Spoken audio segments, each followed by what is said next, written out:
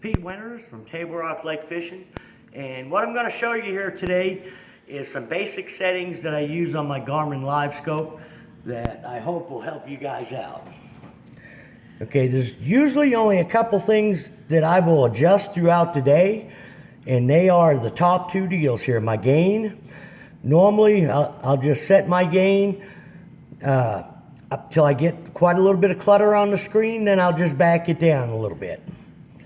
And as far as my depth range, it depends what kind of lakes or reservoirs you're fishing, or Table Rock where it's got a lot of steep drop-offs. I will normally set the depth range, depends on what I'm fishing. But if I'm fishing, you know, from 30 foot up to the surface, I'll usually set it on 40 foot. And if you're on a lowland reservoir or a lake that's pretty consistent, you can probably just run it on automatic.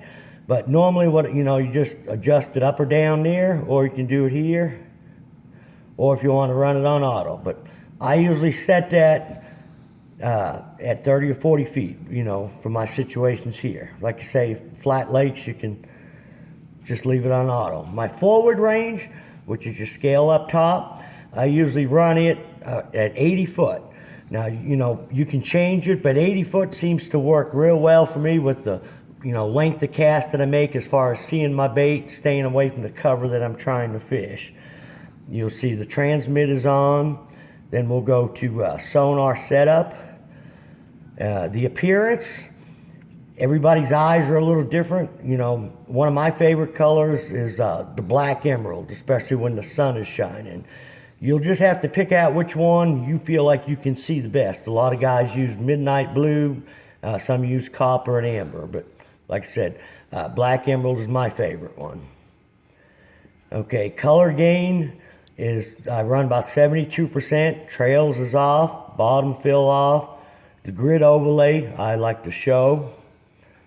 And go back one and we can go to installation. Okay, that's just your install depth, your offset. I don't know exactly what this is, but that's on. The orientation is on auto, and what the orientation is, you can go to it and you can manually set it for down or forward. By leaving it on auto, if I manually change my transducer from forward to down, the unit knows that and it will automatically change itself. So, like I say, I usually run it on auto.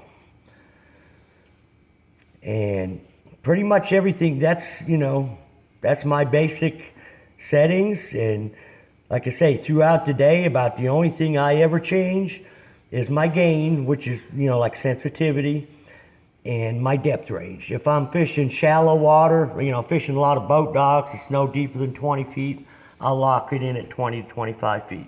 So hopefully these little tips will help you get a little bit more out of your Panop or your Garmin LiveScope.